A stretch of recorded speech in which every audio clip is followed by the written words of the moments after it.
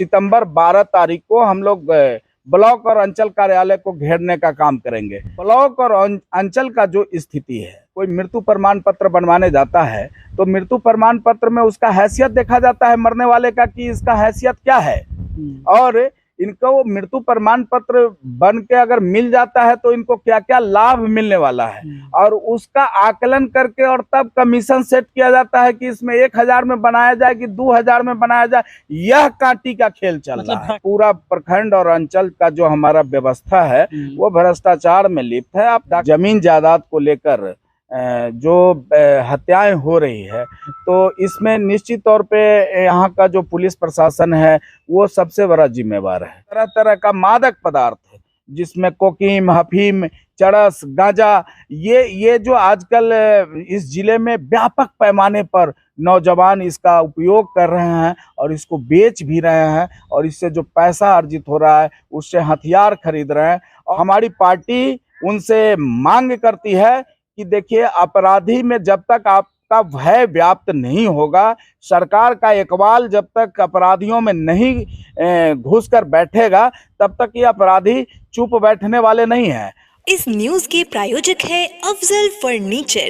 नमस्कार, स्वागत है आपका बीडी न्यूज में। मैं दिलजीत आपके साथ। देखिए, बिहार में तत्कालीन आपको बता दें कि कई राजनीतिक हालात बदले हैं, कई तरह की आपराधिक वारदात जिला में हुई है, कई तरह की राजनीति में उथल पुथल की स्थिति मची है। एक तरफ एनडीए और एक तरफ इंडिया।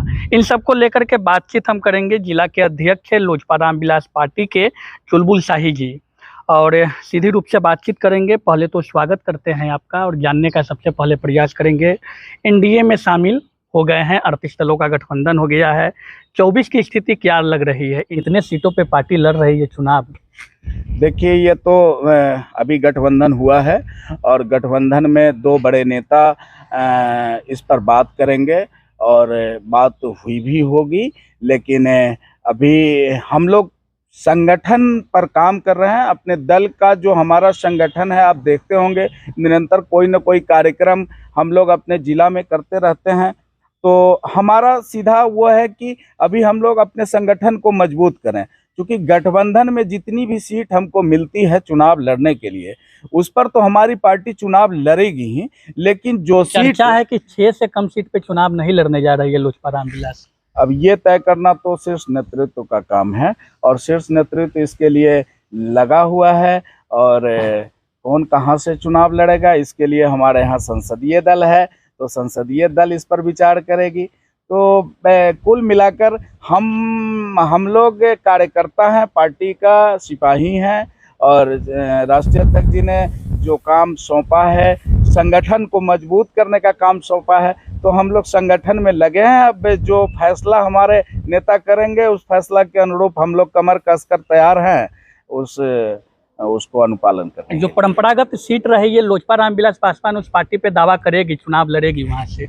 निश्चित तौर पे जो हमारा घर रहा है और जिस घर को हमने सजा कर रखा है, तो निश्चित तौर पे हर पार्टी और हर दल के लोगों का भी यह अभिलाषा होता है कि जो हमारा घर है वो सुरक्षित रहे। तो हमारे नेता राष्ट्रीय अध्यक्ष माननीय चिराग पासवान जी निश्चित तौर पे इसका मांग करेंगे और शायद भाजपा के लोग भी इसका सम्मान करेंगे। अच्छा, जिला के अध्यक्ष वैशाली लोकसभा क्षेत्र, आपके जिला के अंतर्गत कई विधानसभा क्षेत्रें आती है, परंपरागत सीट भी रही है, दावेदार भी कई दिख रहे हैं वैशाली लोकसभा में।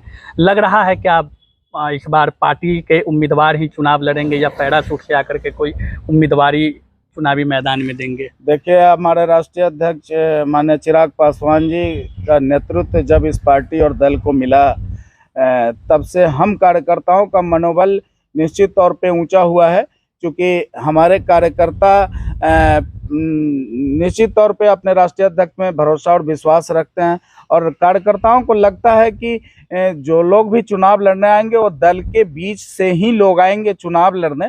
तो निश्चित तौर पे कार्यकर्ता में वो जज्बा, जोश वो बरकरार रहेगा और पार्टी का भी विकास, पार्टी लड़ेगी चुनाव निश्चित। अच्छा, आप जिले की स्थिति की बात थोड़ी सी कर लेते हैं। लगातार जो माहौल दिख रहा है जिले में, आपराधिक वारदात हो या अन्य जो माहौल अभी क्रिएट हो रही है, जिले की बात करें, आप भी कई जगहों पे कई घटनाओं में आप गए थे, पीड़ित परिवारों से मुलाकात की है, क्या लग रहा है पूरे माहौल से? देखिए, मुजफ्फरपुर जिला काफ़ी लंबे समय से चर्चा में रहा है, विवादों के घेरे में रहा है। यहाँ आर्थिक राजधानी है मुजफ्फरपुर, बिहार की, उत्तर बिहार का। और यहाँ आए दिन जो बलात्कार, लूट, हत्या, राहगीरी और ख़ास करके आजकल ये सुनने में आ रहा है कि ज़मीन जायदाद को लेकर जो हत्याएं हो रही है, तो इसमें निश्चित तौर पे यहाँ का जो पुलिस प्रशासन है वो सबसे बड़ा जिम्मेवार है।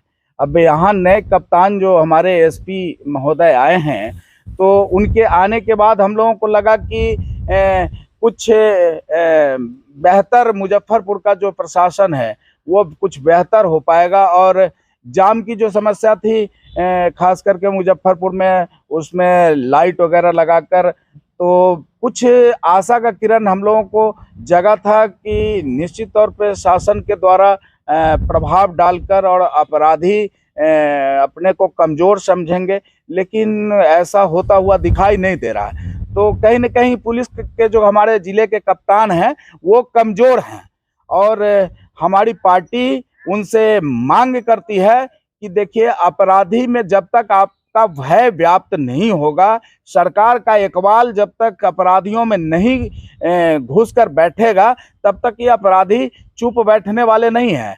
और सिर्फ पुलिसिंग कराने से, चौक चौराहे पर पुलिस लगाने से, आप अपराध के ग्राफ को आप देखिए ना। अब शराबबंदी, तो शराबबंदी बढ़िया चीज़ है। माननीय नीतीश कुमार जी ने शराबबंदी किया और समाज में शराब पीने का जो परसेंटेज है वो निश्चित तौर पे कम हुआ। लेकिन कहीं न कहीं जो इसके जड़ में अवैध कारोबार जो शराब का होना शुरू हो गया, उसमें जो नौजवान हैं, इनका कोई जाति धर्म नहीं है। ये जो नौजवान हैं ये शराब बेचकर जो पैसा अर्जित कर रहे हैं, और ये जो तरह तरह का मादक पदार्थ है जिसमें कोकीन, अफीम, चरस, गांजा, ये जो आजकल इस जिले में व्यापक पैमाने पर नौजवान इसका उपयोग कर रहे हैं और इसको बेच भी रहे हैं, और इससे जो पैसा अर्जित हो रहा है उससे हथियार खरीद रहे हैं। और सामने अगर कोई आदमी आगे बढ़ रहा है, वो अपना काम कर रहा है, तो उसमें कोशिश करते हैं कि उससे ले भी लें। तो मुजफ्फरपुर के लोग आज के समय सुरक्षित नहीं है। कई बड़े नेताओं का दौरा हुआ था, शासन प्रशासन पे भी आरोप लगा था।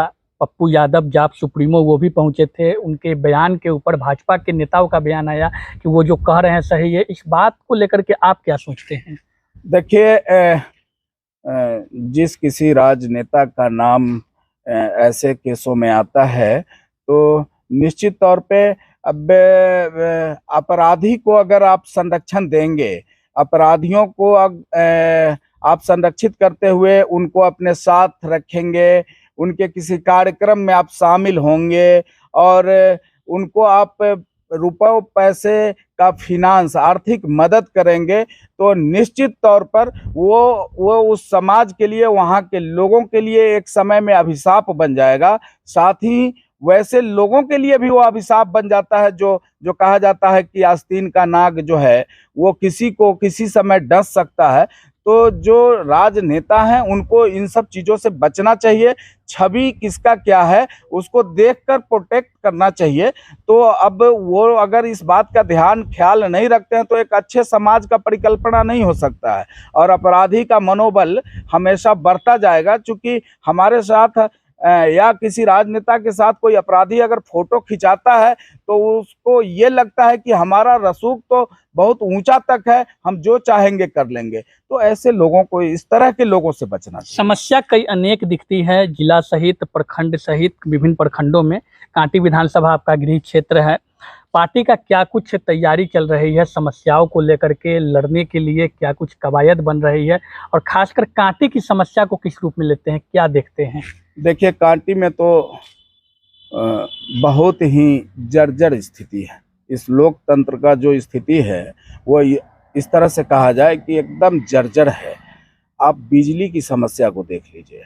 आए दिन यहाँ पर बिजली की जो छापेमारी होती है उसमें जिनका मीटर पहले से लगा हुआ है या जिनका उसका रेवेन्यू चालान जमा है, जिनको मीटर नहीं लगा है, उनके यहाँ छापेमारी करके और अनाप शनाप बिल उनका बनाकर और उनके ऊपर मुकदमा कर दिया जाता है। ठीक है, जो बिजली का चोरी कर रहे हैं, जो राजस्व का चोरी कर रहे हैं, उनके ऊपर कार्रवाई होनी चाहिए, लेकिन कार्रवाई का जो स्तर है, गुणवत्ता है, वो बेहतर होना चाहिए।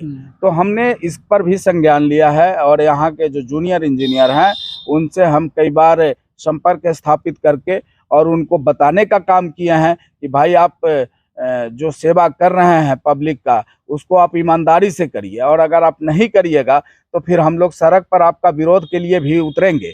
दूसरा बता दें आपको कि पावर यहाँ बड़ा पावर का समस्या जो है वो बिल्कुल अब शहर से सटा हुआ, और हमारा नगर पंचायत बताइए कांटी का जो एरिया है और जहाँ एनटीपीसी थर्मल पावर प्लांट जहाँ बिजली पैदा हो रहा है और इसका जो पॉल्यूशन है वो सीधा कांटी के लोग इस पॉल्यूशन के शिकार हो रहे हैं। और यहाँ कांटी में कम से कम 18-20 घंटा 22 घंटा अगर बिजली नहीं मिलता है तो ऐसे स्थिति में कल कारखाना जो यहाँ लग गया है या छोटे मोटे उद्योग लग गया है, जो घरेलू उद्योग है, वो सब एक दिन बीमार पड़ जाएगा।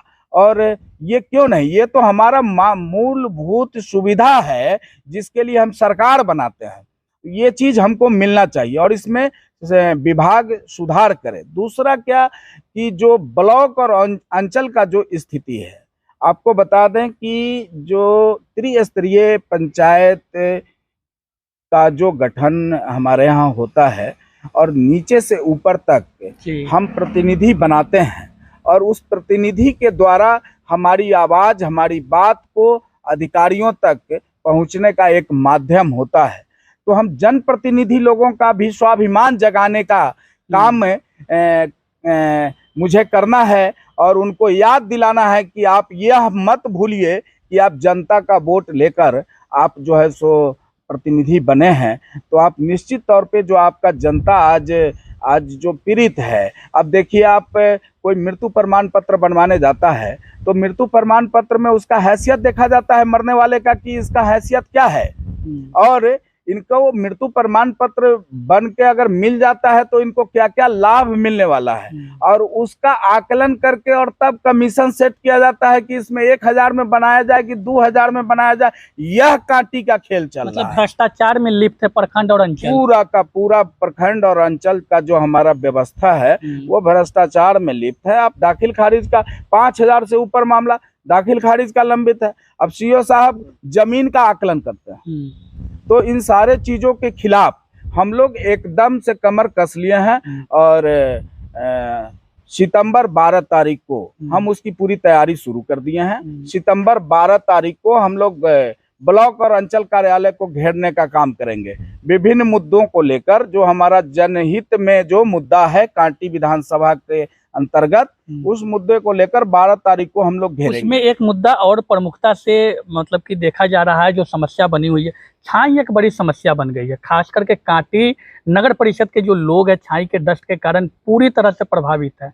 कई तरह की गंभीर बीमारियों के चपेट में आने की संभावना लग रही है। देखिए, जहाँ तक एनटीपीसी का सवाल है तो एनटीपीसी का जो पॉन्डेस निकलता है उसके लिए पहले प्रोविजन था कि एनटीपीसी उसका प्रबंधन खुद एनटीपीसी के हाथ में था और एनटीपीसी उसका प्रबंधन करती थी और वो उसको जगह तक पहुंचाने के लिए एनटीपीसी के पास फंड होते थे, पैसे होते थे। अब आज के कालखंड में कुछ राजनेताओं जो हमारे यहाँ के जनप्रतिनिधि हैं उनके गलत नीतियों के कारण अब उसका व्यवसायीकरण हो गया है। अब व्यवसायीकरण हो जाने के कारण अब उसका टेंडर हो रहा है, और टेंडर हो रहा है तो कल कारखाने और मशीन से उसको उठाए जा रहे हैं और उठाकर जो हस्तांतरण किया जा रहा है, यहाँ से जो बेचा जा रहा है, तो तो उसमें किसी कैरेक्टेरिया का कोई ख्याल नहीं किया जा रहा है कि उस गाड़ी पर किस तरह से उसको ढक कर, किस तरह से पानी मारकर और तब उसको ले जाया जाए। आप मुजफ्फरपुर और कांटी के बीच में अगर मोटरसाइकिल से आप अगर चल रहे हैं तो ऐसे स्थिति में आप कहाँ एक्सीडेंट कर जाएंगे, यह एक बड़ी समस्या है। तो इस समस्या को लेकर भी हम एनटीपीसी प्रशासन से बात करेंगे और 12 तारीख को ही उनसे बात करेंगे और उसके लिए ही उनको हम नोटिस भेजने का काम करेंगे। तो जिला के अध्यक्ष रोजपा रामविलास पार्टी के चुलबुल शाही जी है, खास बातचीत हुई। कई विभिन्न मुद्दों पर राजनीतिक समस्या जो भी कुछ है प्रदेश से लेकर के जिला स्तर तक में जो कुछ बनी हुई है उन सब हालातों पे चर्चा की गई है। चर्चा के संबंध में कमेंट करके बताइएगा कि बातचीत कैसी लगी, और यदि कोई प्रश्न आपके जहन में आता है जो इनसे जुड़ा हुआ हो तो कमेंट बॉक्स में हमें करें। आपकी समस्या, आपकी बातों को फिर से जिलाध्यक्ष के पास रखेंगे और आपके सवाल का जवाब लेने का प्रयास करेंगे। धन्यवाद। शादी का फर्नीचर सेट सिर्फ 34,500 से स्टार्ट। विशेष जानकारी के लिए अफजल फर्नीचर के यूट्यूब चैनल पे विजिट करें।